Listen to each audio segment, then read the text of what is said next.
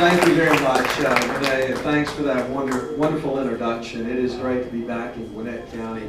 And thanks to each of you for coming out this morning. I know that had to be moved inside because of rain, but you made a tremendous sacrifice to be here today. And I am deeply, deeply grateful for that. And each of you are on the front lines, really helping make us as Republicans continue to win. And as Renee mentioned earlier, I saw $50 million. I want you to think about what good we could do with $50 million instead of giving it to the Cox family, right? But $50 million to run that campaign is quite amazing. But obviously, it was wonderful for Karen. I had the opportunity to do a number of events for her, as well as put a lot of our campaign team making calls and other volunteer efforts, and to see her succeed and to watch actually on CNN, Rob, to watch CNN's face that night was priceless, right? Would you agree with that? It was pretty amazing. But anyway, as I said, it's great to be in Gwinnett County. I'm going to tell you this quick little story that I think is somewhat funny. Your sheriff here, Butch Conway, is a dear friend and a wonderful, wonderful man, and he and I have been able to partner together on so many things. But when I first was going to run for lieutenant governor, I was in business. I was involved in banking and real estate, and I was developing out a subdivision and finishing the building of some homes. And as I was finishing that construction, I walked in there one day, and a gentleman who was my trim guy, he did all the trim in the houses. His name was Lester. And I went to Lester and I said, Lester, I'm going to run for lieutenant governor. Well, I thought Lester would be excited. And Lester just kind of continued doing what he was doing. And I said, Lester, I'm going to run for lieutenant governor. Aren't you excited? He said, I don't understand why you would run for lieutenant governor when you could be sheriff. The most important thing of Lester's mind was the sheriff, not lieutenant governor. He didn't even know what the lieutenant governor did. But anyway, it's been a joy to be your lieutenant governor. And obviously, to be the first Republican lieutenant governor in the state of Georgia, and we've been able to accomplish many great things. I've been able to partner with two governors, both Sonny Perdue, and obviously that election was historic in the sense that it did give us the Republican majority in the Senate, and 2 years later we were able to go on and win it in the House, and it created this huge, huge momentum for Republicans all across the state. And to be that lieutenant governor, partnering with Sonny Perdue, also partnering with Nathan Dill, making Georgia the #1 place to do business in the nation. We have had many, many great successes. But the thing I want to mention to you is I've been there in the governor's office. I know what it's like to negotiate through difficult public policy issues. I also know what it's like to sit down with the CEOs and negotiate them coming and locating their businesses here. When I was in business, I will tell you that I wanted to find somebody that had done it before and could do it again. And I think that's an important principle. We want to continue the momentum of this great state. And the two things that I want to talk to you a little bit about today really is around infrastructure, but it's also around workforce development. Right now, I think all of us witnessed what took place on I-85.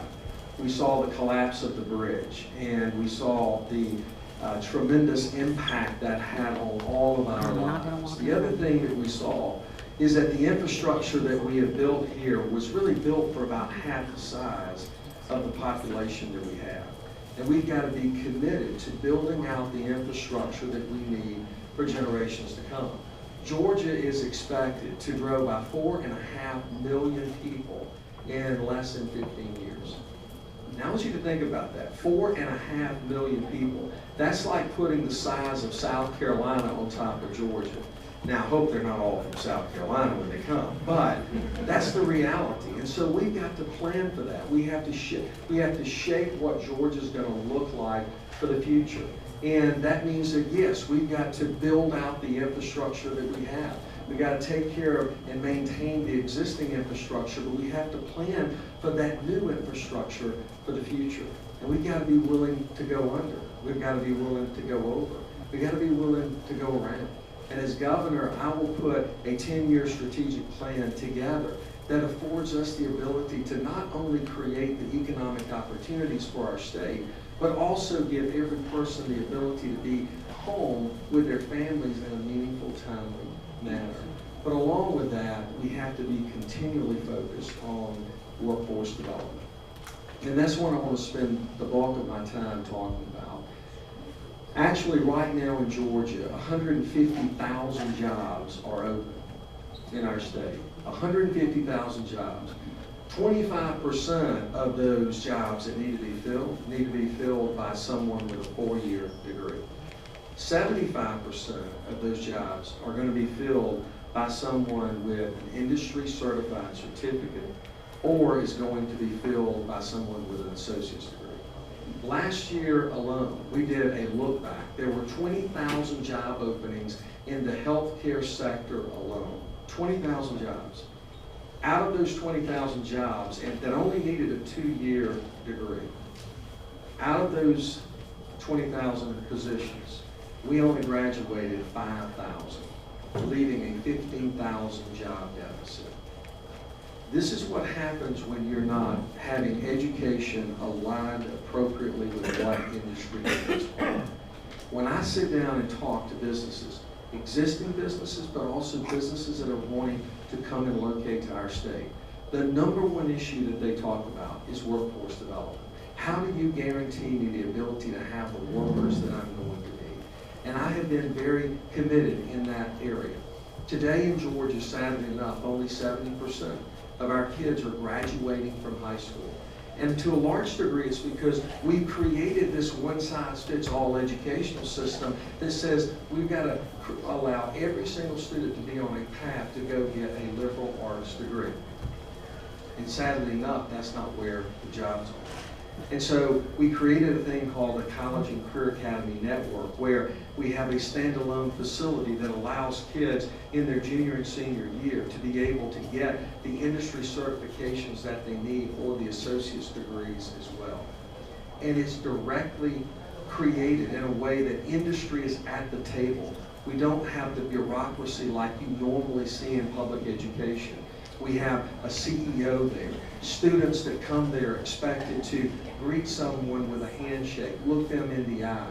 And you're not dealing with a teacher and a student, you're dealing with an instructor and an associate. It's a different environment. And the beauty is that these kids are leaving there with the industry certified certificate, where we're seeing 98% graduation rates with these students. And more importantly, we're doubling their income. From a normal high school student that's getting $16,000 a year, they're going to be able to get $32,000 a year.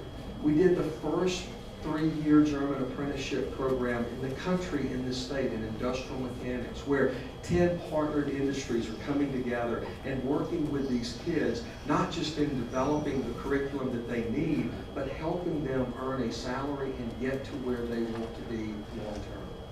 You see, I believe in a more prosperous state. I want to make sure that we're building out the infrastructure of tomorrow that allows us to grow and be successful. But I also want to build a workforce that is second to none, where every single student has wonderful opportunity. And the reason I'm so passionate about this is really a little bit of what the Senator Renee Unterman talked about. And that is, today in this state, 25% of our kids live in poverty. 25% of our students are living in poverty. The challenges that they face are challenges that I know about. I know what it's like to go to 8 different elementary schools by the time I reach the 6th grade. I know what it's like to live on a trailer. I know what it's like to wonder where that next meal is going to come from. The fortunate thing for me is I was that guy who had a mom who loved me, who cared for me, who worked 2 jobs to make ends meet, who taught me the values of hard work and perseverance and a love for God. And I've never forgotten those values. I'm thankful for her sacrifice. Every single one of us in this room, we have people that have made the same kind of sacrifices for you. And it's up to us to pay that forward. And so for those 25%, I don't believe that poverty has to trap you. I believe that we can create springboards that lift kids up, to give them the skills and the knowledge that they need in order to be successful in life. As conservatives, that is our message. That is our message, true message of hope, true message of opportunity. And when we stick to that message, we all win. We don't have to worry about certain demographics not coming to us because conservative principles have always won. I'm not running against anyone for governor. I'm running on a bold vision for what I believe this state is confronted with, challenged with, and bringing meaningful solutions that will impact everyone's life and leave no one left behind. That is who we are, and that is what we believe. And I'd be honored to have your support as your next governor. Thank you so much. God bless